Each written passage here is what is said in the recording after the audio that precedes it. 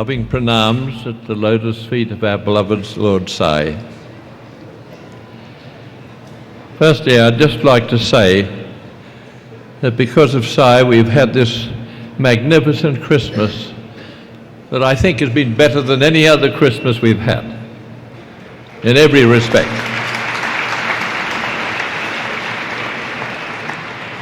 To complete our Christmas program, we have two speakers. Firstly, Mrs. Rita Bruce from the United States of America. Mrs. Bruce has written 4 books: Vision of Sai 1 and 2, Sathya Sai Parenting and Love of Conscience. She has traveled to many countries since 1996 as a guest speaker at Sai public meetings, conferences and various centers. She also conducts Sathya Sai Parenting and Sathya Sai Marriage Relationship Weekend workshops. The second speaker will be Mr. John Benner of El Salvador. John is a retired businessman.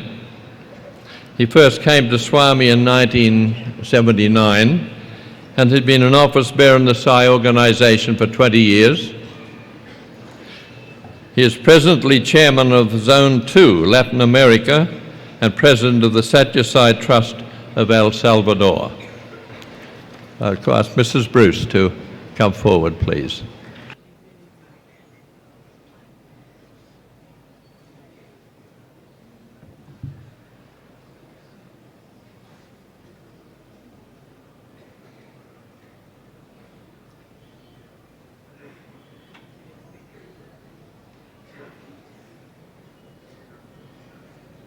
I offer my most humble and loving pranams to the divine lotus feet of Sri Sathya Sai Baba. Everything I think, everything I say, everything I do, Lord, let it be you. Dearest brothers and sisters and students, may I wish you all the most joyful, happy, loving, holy Christmas. Today is a very, very auspicious Christmas. And I wish to talk to you about Dharma for women. I want to dedicate this talk to the Blessed Virgin Mary, Mother of Jesus, and to Eshwawama, the mother of Sai Baba, and to our Divine Mother, Sai. Women are the fabric of the home. When their roles dramatically change, it creates problems in our family and valued traditions. We must remember that women have a major responsibility for future generations of Sai children. A great number of new devotees are coming from children being born into the Sai family. And what are we doing to prepare these parents to mold the character of their children? In India today, you are experiencing changes in your culture that I experienced in the 1950s and 60s in America. The drastic changing role of women is one of the main causes for the deterioration of the family. The responsibility of women is to transform the role of feminine energy on this planet.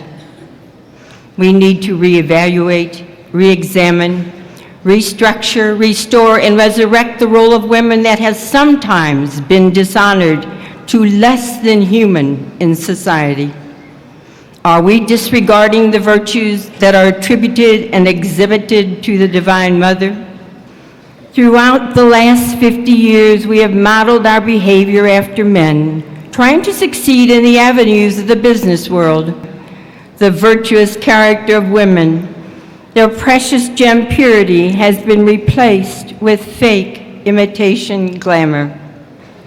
Sai Baba says young people are all the time subjected to a barrage of falsehood, but no one has the time or the patience to guide them and correct them.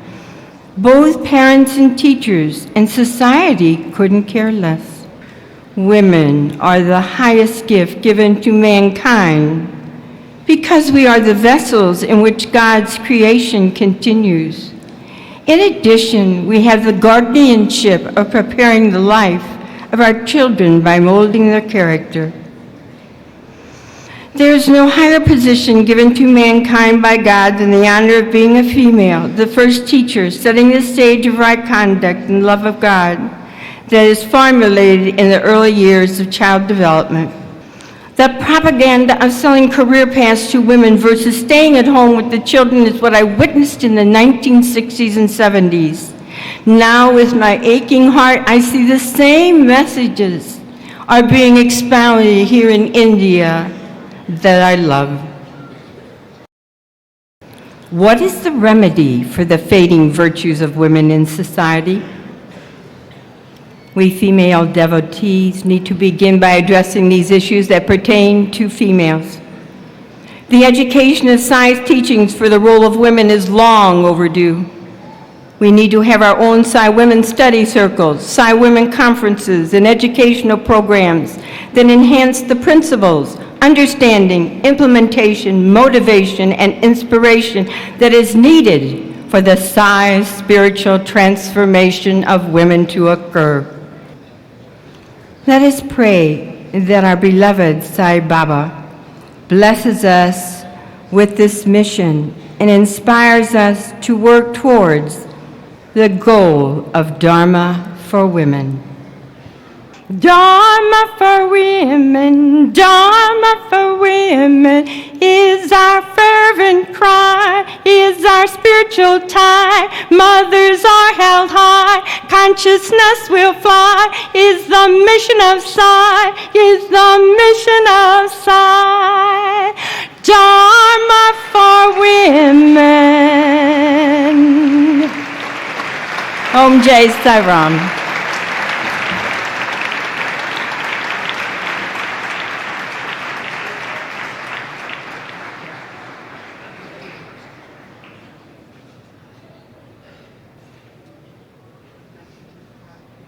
We have another speaker to share his experiences and thoughts with us this pleasant afternoon. The second speaker is Dr. K.K. Mistry from Bombay. With Bhagwan's permission, I call upon Dr. K.K. Mistry to share his thoughts with us. Dr. Mistry.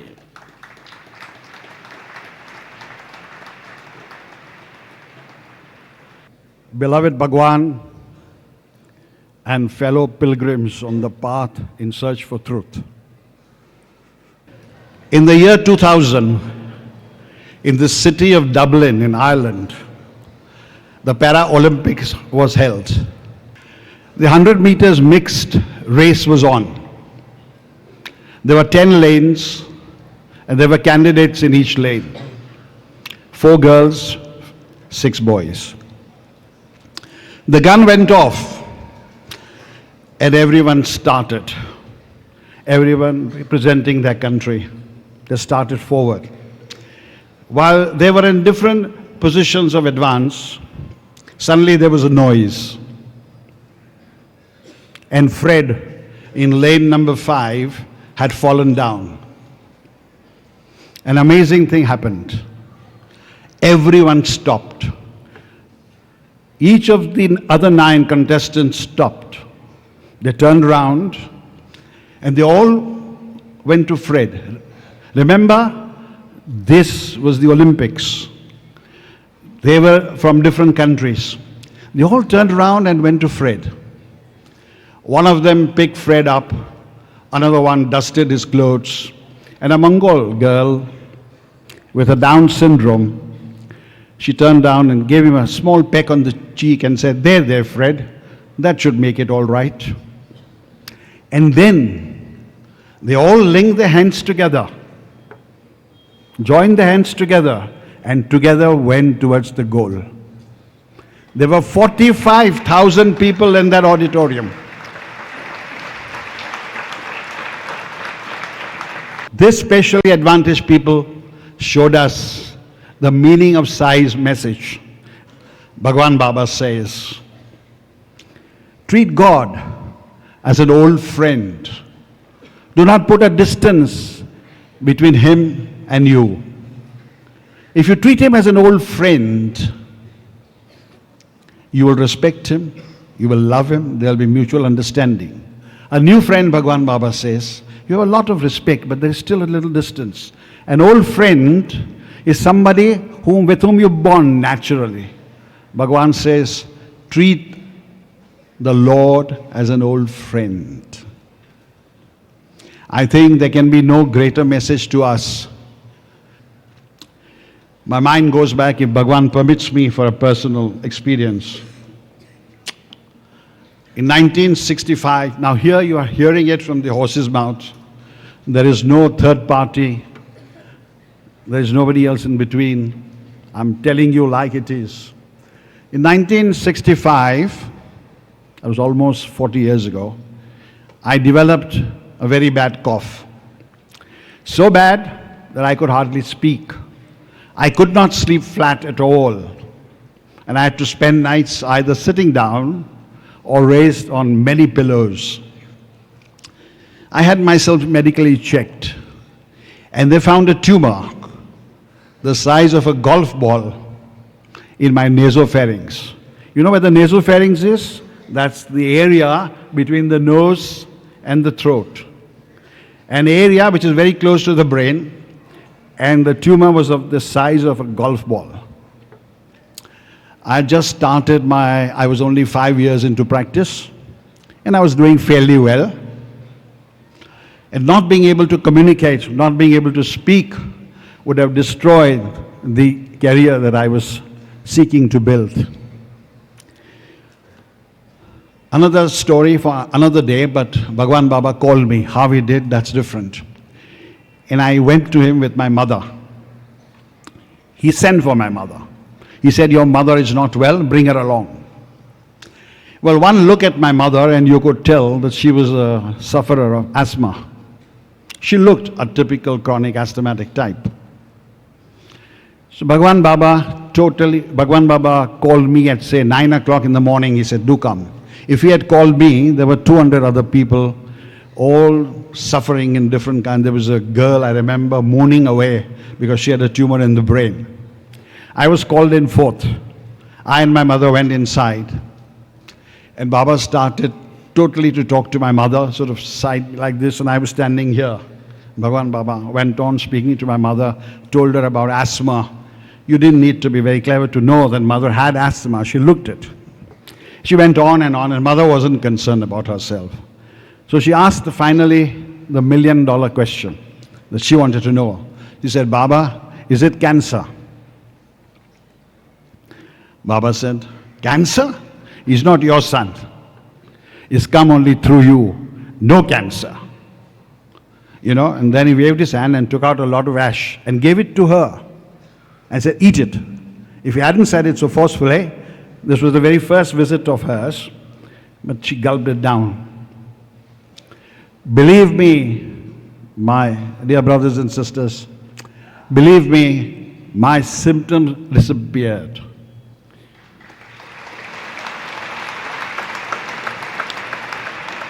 I could speak normally. I was there. I got very nervous. I thought maybe this was tricks being played on my mind. I must be very honest.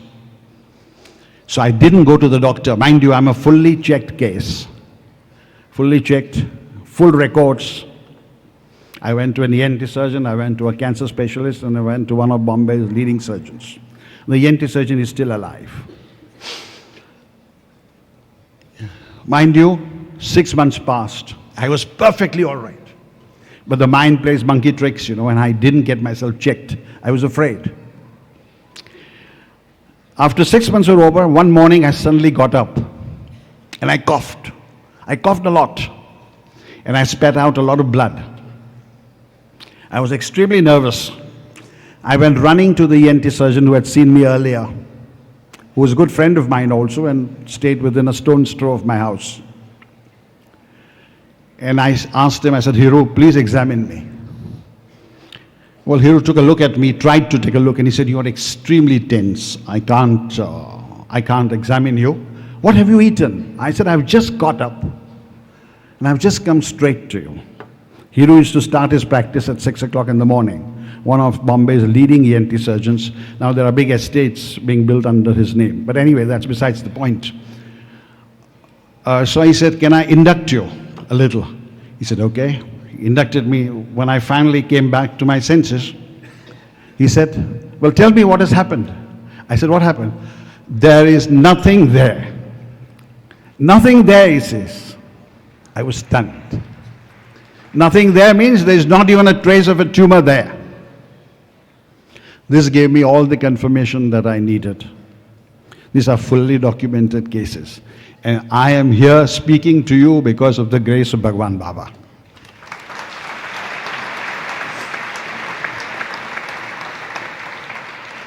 Today, on Christmas Day, Bhagwan has blessed this individual on my 70th birthday today to speak before you. The miracle that he could speak. I really am gratefully thankful for all that you've done, Bhagwan Baba, in my life to change it. And I hope and pray that you continue to shower all your blessings. In fact, it's a wrong statement that I make. His blessings are always there on each one of us. It is for us to tune ourselves to receive those blessings. Bhagwan, Jai Sai Ram.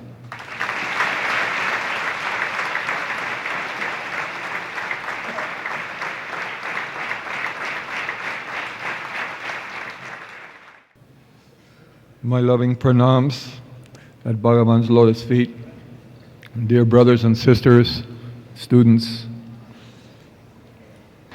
We just heard how perfect Swami's timing is, that my friend was able to speak here on his 70th birthday, and also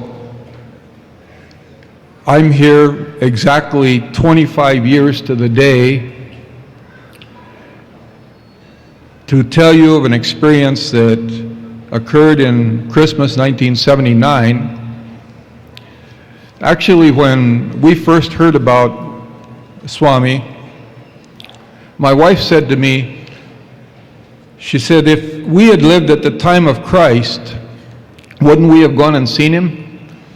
And of course I agreed, and we came as quickly as we could with our children. And we came about Christmas time in 1979. That year the celebration was at Whitefield in the auditorium of the Institute. And the program was, first the students presented a drama on the life of Christ, and then Swami gave his Christmas message.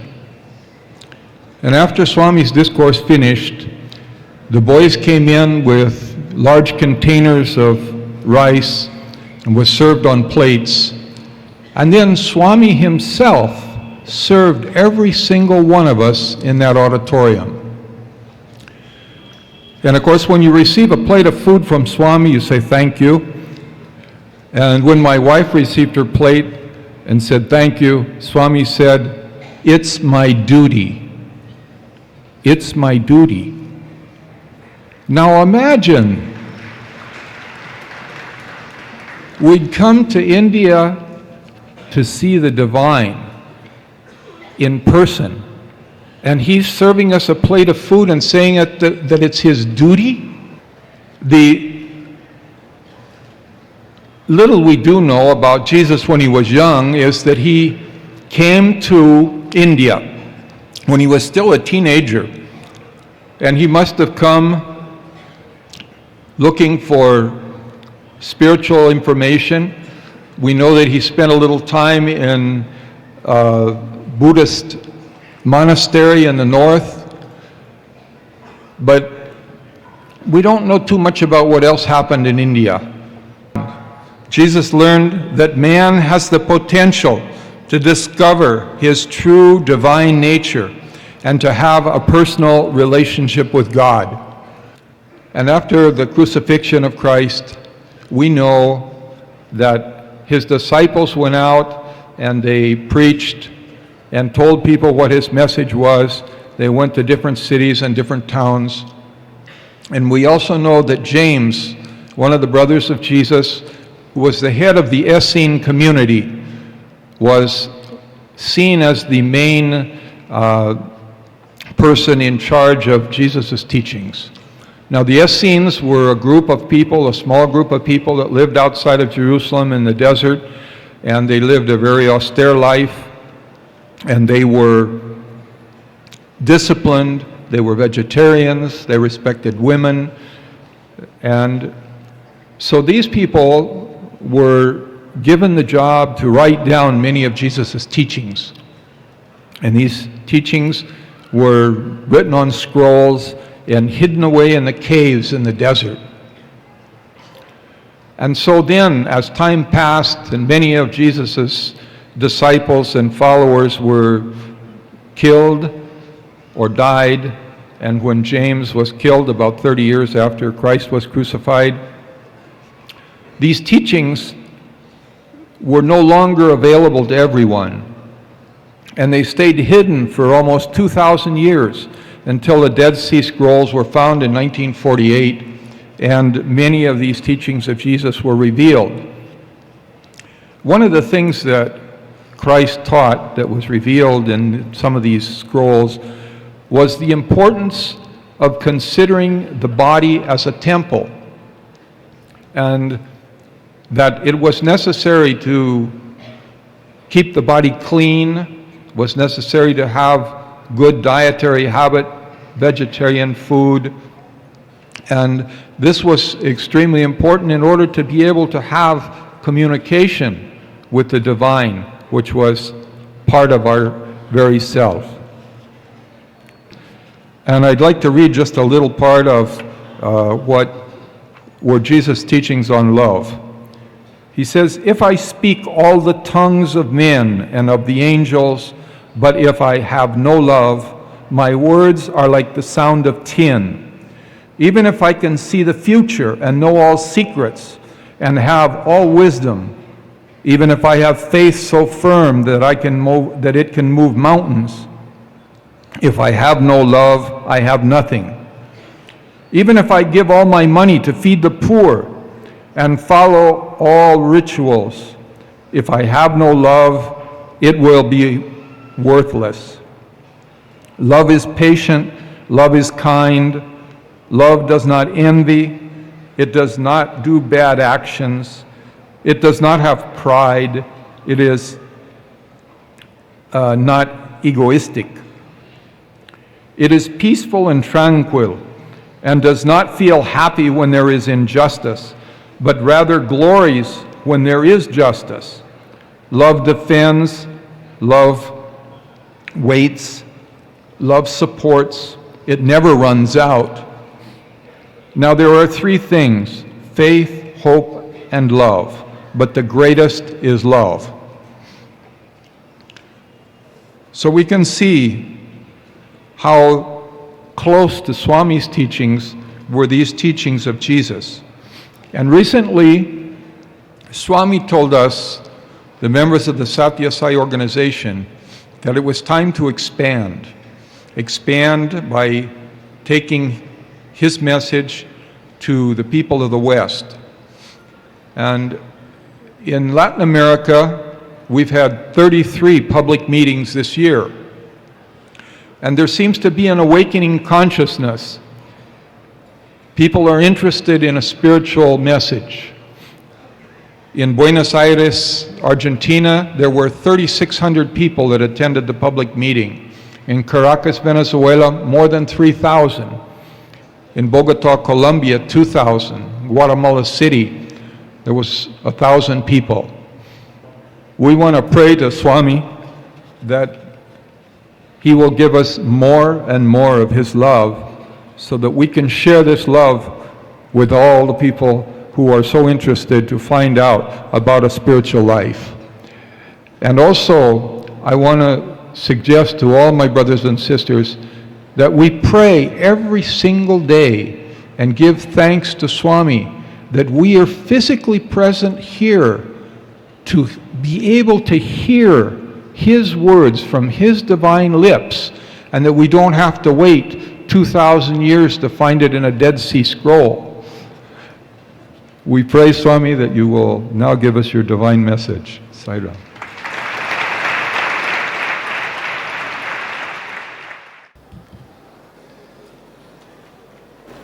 స్లోగా చెప్పు.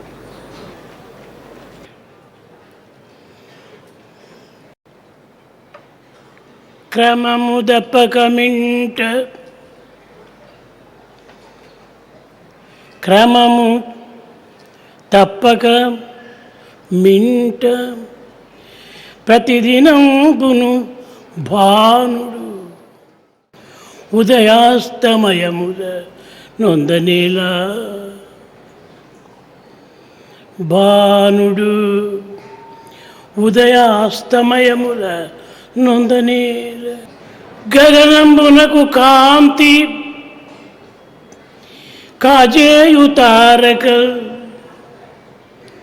పగలు మాత్రము దాగు బొంగియేల గగనంబునకు కాంతి కాజేయు తారలు పగలు మాత్రము దాగు భంగియేల క్షణమైన విశ్రాంతి కనకతాపవనుండు జీవకోటిని బ్రోవ వివదేల క్షణమైన విశ్రాంతి కనక తాపవనుండు జీవకోటిని బ్రోవ వివదేల అనిశంభు కళకళ ధ్వనుల నవ్వుచు నదుల్ సరళముల్ బ్రవగించు చందమేల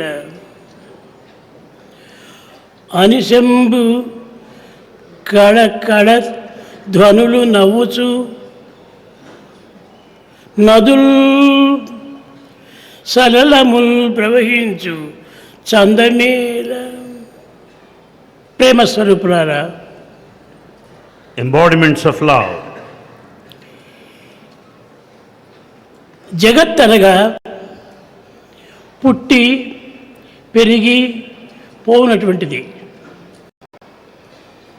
Jagat, the world, is the one that has a beginning, sustenance and an end.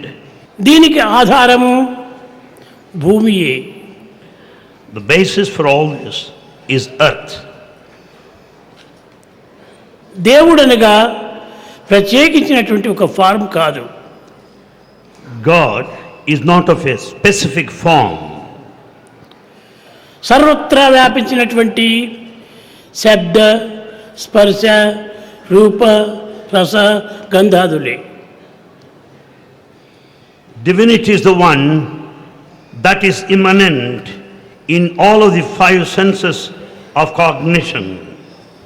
ఈ ఫైవ్ సెన్సెస్ లేని స్థానమే లేదు. There is no place where these senses do not operate. ఈ ఫైవ్ ఎలిమెంట్స్ లేని వ్యక్తియే లేడు. There is no person without the five elements in him. కనుకనే సర్వత పాణిపాదం తత్సర్వతోచి శిరముఖం సర్వత శృతిమల్లోకి సర్వమావృత్తిష్టంతి. కనుకనే అనాది కాలము నుండి పెద్దలందరూ కూడాను భగవంతుడు సర్వత్రా సర్వవ్యాపి అయి సర్వకాలములు యందు సంచరిస్తున్నాడని బోధిస్తూ వచ్చింది. That all hands are his, all feet are his, all heads are his, all eyes are his. And hence elders in the past declared that God is present everywhere, that in everyone there is no place without the divine. భగవంతుడు లేని స్థానము ఎక్కడ కూడాను మనకు కనిపించదు. You cannot find a place where there is no God.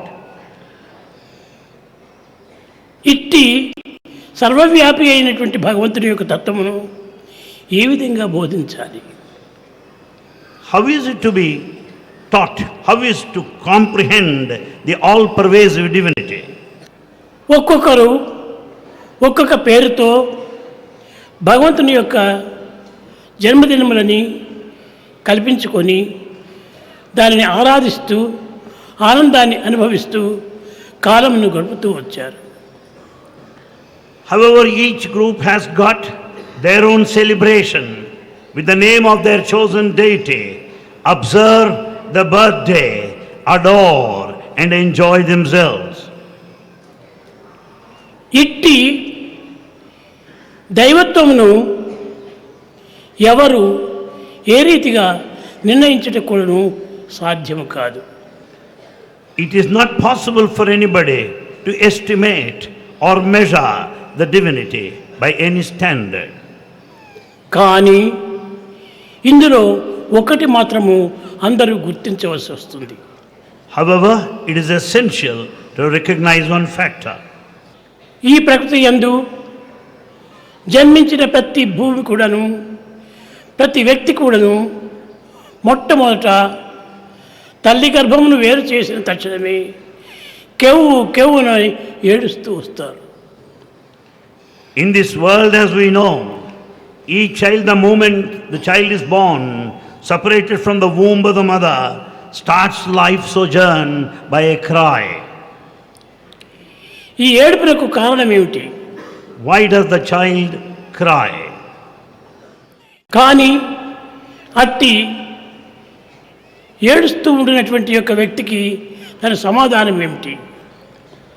What is the reason? How to pacify the newborn babe that starts crying? ఓ తేనె చుక్కనో లేక పాలు ఎక్కువ భాగమనో నాలుగు పైన పడినప్పుడు ఏడుపు మానిపేస్తుంది. The child stops crying when you offer a drop of honey or milk. దీనిని బట్టి ప్రతి వ్యక్తి కూడాను ఆకలితోనే జన్మిస్తున్నాడు. Therefore, it is clear that we are born with this appetite, hunger. ఆకలి మాత్రము అందరికీ ఒక్కటి. However, the hunger is uniform. ఆహారములు వేరువేరుగా ఉండవచ్చు. The food that we consume varies. ఇట్టి ఆహారమును సృష్టించుకొని దాని యొక్క సారమును భుజించి ఆనందించడమే ప్రకృతి యందు ఉన్నటువంటి యొక్క మానవుల యొక్క ప్రధాన కర్తవ్యం. Therefore, it is essential that we partake of food, receive the essence of this food and delight ourselves. ఈ ఆకలికి ఆహారమే అత్యవసరము. Therefore, to satiate hunger, food is most essential. ఇట్టి ఆహారమును మనము సంపాదించుకొని అందరినీ ఆనందపెట్టడము తాను ఆనందించటము ఇది వ్యక్తి యొక్క కర్తవ్యం. Therefore, it is the duty of every individual to have food for himself and also to serve others. భగవంతునకు ఎట్టి ఆకారం కానీ ఎట్టి జన్మం కానీ ఎట్టి ప్రకృతి యొక్క లక్షణములు కానీ లేవు. కనుక దైవమునకు ఇట్టిది అట్టిదని రూపాన్ని నిర్ణయించటము ఎవ్వరికీ తరం కాదు. Therefore, it is not possible for anyone to decide a definite form for God. ఇతనికి చావు పుట్టుక లేనట్టి శాశ్వతుడు. God has no beginning nor an end. He is immortal, permanent. ఆది మధ్యాంతరహితుడు అనాదివాడు.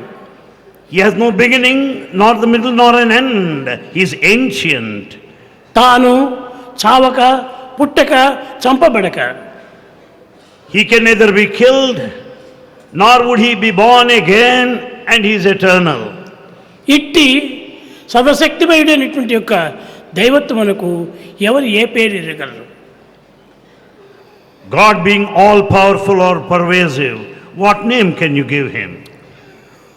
భూమి చల్లని నీరు త్రాగి ఆ నీటితో పైనున్నటువంటి పంటను పండించి ప్రజలకు జీవులకు ఆహారాన్ని అందిస్తూ వస్తుండాలి.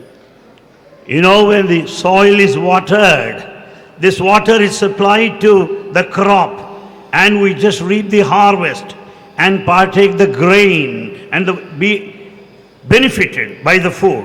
కనుక ప్రతి ప్రాణికి కూడాను నీరు అత్యవసరము. And hence every creature requires water. ఈ వాటర్ వల్లనే సర్వ విధములైనటువంటి యొక్క ఆకలిను చంపుకొంటుంది. And it is the water which is equally essential as that of appetite. ఆహారం లేకపోయినను జీవించవచ్చును, కానీ నీరు లేకపోతే క్షణమైనా జీవించుటకు వీలు కాదు. One may live for some time without food, but one cannot live without water. కనుక ఈ ఆకలి చేత ఆహారమును నీరే సృష్టించబడుతుండాలి. And therefore, food that we derive because of the water added to that. ఈ నీరు కేవలము ఒక ప్రార్థనా పరికారం చేతనే సహజం అవుతుంది, కానీ మరొక మార్గంలో ఇవి లభించవు. You can acquire water not by any other effort other than water is a response to our prayers. ఏ దేశమందైనా, ఏ కాలమందైనా, ఏ కంపెనీ ఏందైనా కూడాను మొట్టమొదట ఆహారమునకు ప్రయత్నిస్తూ వస్తుంటారు. Any country at any point of time will struggle hard, will plan for food. ఆ ఆహార నిమిత్తమునకు నీరు ప్రత్యేకమైనటువంటి అవసరము. Therefore, to generate food, water is very necessary. ఈ జలమును పొందే నిమిత్తమై అనేక రకములైనటువంటి పూజలు పురస్కారములు చేస్తూ వస్తుంటారు ప్రజలు. People do so many sacrifices, rituals, worship in order to have enough of water. ఇది కేవలము కోటీశ్వరునికి మాత్రమే కాదు, కూటి పేదకు కూడాను ఇది ప్రార్థన అవసరమే. The prayer is essential not merely for a millionaire, a rich man. It is equally necessary for a pauper. ఇవన్నీ కూడా జగత్తులకు అందించేటటువంటిది ఎవరు? Who gifted all this to this nature? అతనే దైవము. God has gifted all this to this nature. దైవము దైవ నిమిత్తమై తాను చేసుకుంటున్నాడే కానీ జగత్తు నిమిత్తం కాదు చేసేది. In fact, God does for his own fulfillment of the will and not for the world. జగత్తు పరమాత్మ రెండు ఒక్కటే అనేటువంటి సమత్వాన్ని గుర్తించాలి. We have to recognize the basic fact, the identity between the world, the creation and the creator. నీరు మానవుడు సృష్టించలేడు. Man cannot generate water all by himself. ఆహారమును మానవుడు పుట్టించలేడు. It's not possible for man to produce food. ఏ ఆహారం చేత మానవ జీవితము జరుగుతుంది అనేటువంటి సత్యాన్ని కూడాను గుర్తించలేడు. In fact, man is not able to understand that food which is most essential for him to carry on his life. దేని వలన ఆకలి తీరుతుంది అనేటువంటి విషయాన్ని తనకు తాను కొన్ని ప్రయత్న రూపంలో పని సాధిస్తూ రావాలి. However, man makes his own effort to appease, to satiate his hunger. కాన భగవంతుడు ఇది ఇస్తాడు అది ఇస్తాడు అనేటువంటిది కారణం చేత అతన్ని పూజించడం కాదు.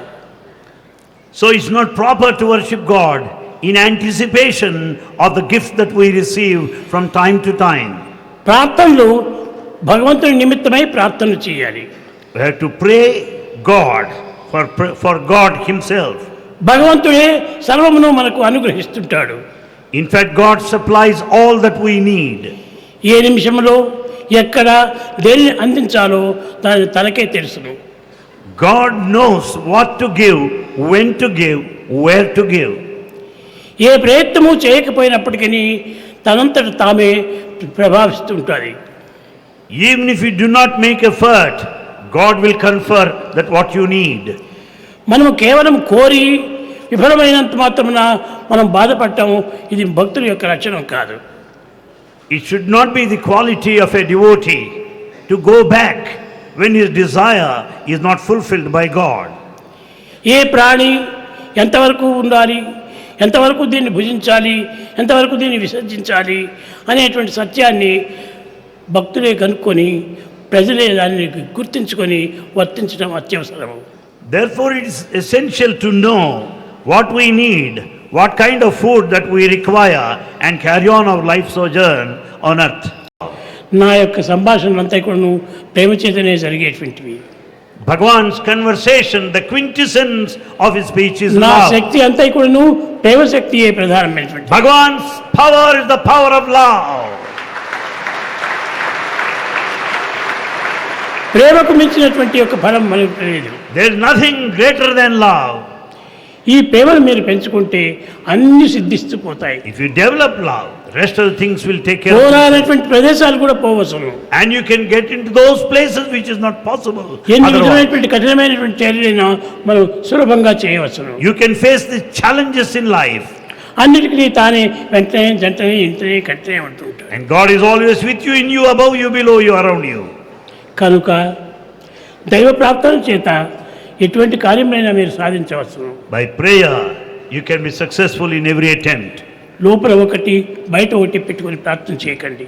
But don't be dual, don't be hypocrite, keeping one thing and doing it లోపల నీవు different. ప్రార్థన ఏం చేస్తున్నావు ఆ లోపల ఉన్నటువంటి స్వామి వింటుంటాడు.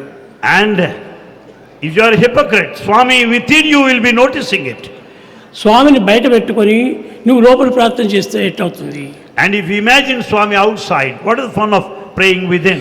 నీ వెంటనే జంటనే ఇంటనే కంటనే ఉంటున్నాడు. Swami is with you, in you, always above you, around you. కనుక ప్రేమ స్వరూపులారా, Embodiments of love. ఏ దీనిని మనకు కావాలని కోరినప్పటికీ ప్రేమ చేతనే సాధించండి. It's only love that will help you to achieve. ప్రేమ చేత కానటువంటిది ఒక్కటి కూడా లోకంలో లేదు. There's nothing that you cannot achieve without love in this world. కనుక ప్రేమను ప్రధానమైనటువంటి ప్రార్థనగా తీసుకోండి. So let the love be the main theme of your prayer. ప్రేమ ముదిత మనసే కహో రామ రామ రామ రామ రామ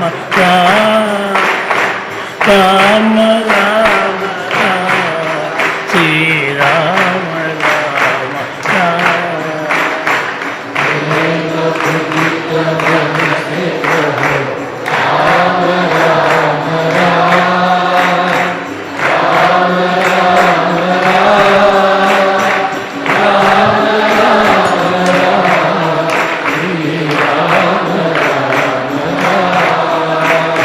ప్రేమ ముదిత మనసే కహో రామ రామ రామ రామ రామ రామ రామ శ్రీ రామ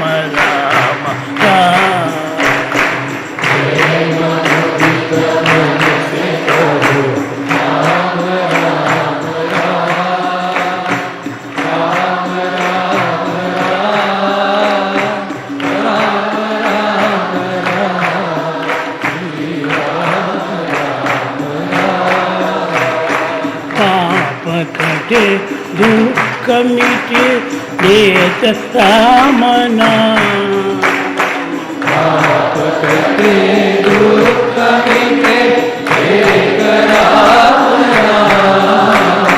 భవ సముద్ర సుఖద నావ ఏక రామ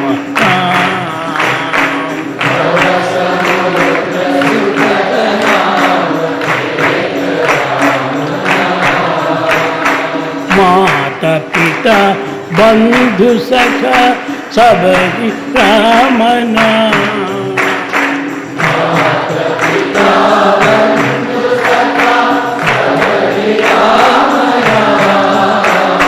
भक्त जनर जीवन धन एक रामना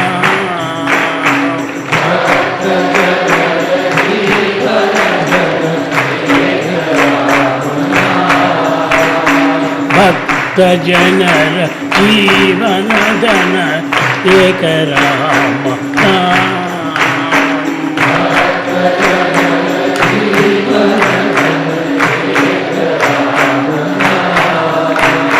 राम राम राम राम राम राम राम राम राम श्री राम राम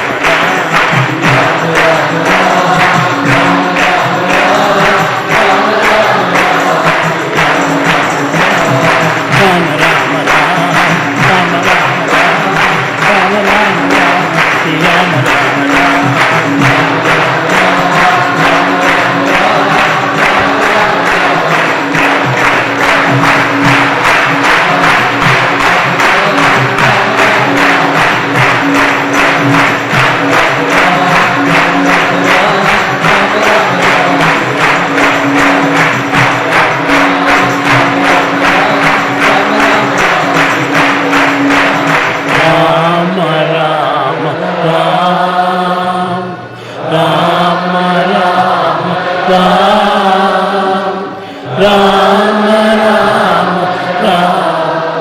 श्रीराम राम।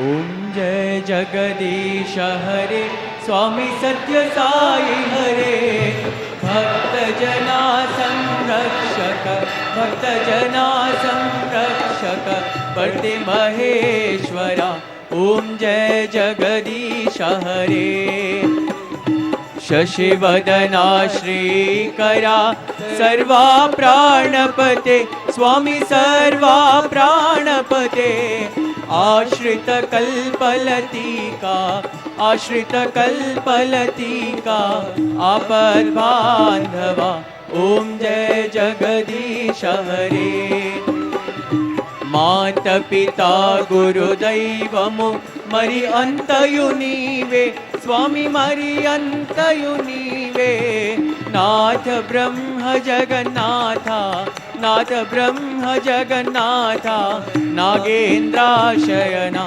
ओम जय जगदीश हरे ओंकार रूप ओजस्वी वो साई महादेवा सत्य साई महादेवा मंगलारति अंदुको मंगलारति अंदुको मंदर गिरिधारी ओम जय जगदीश हरे नारायण नारायण ओम सत्य नारायण नारायण नारायण ओम नारायण नारायण ओम सत्य नारायण नारायण ओम सत्य नारायण नारायण ओम जय सद्गुरुदेवा नारायण नारायण ओम सत्य नारायण नारायण नारायण ओम नारायण नारायण ओम सत्य नारायण नारायण ओम सत्य नारायण नारायण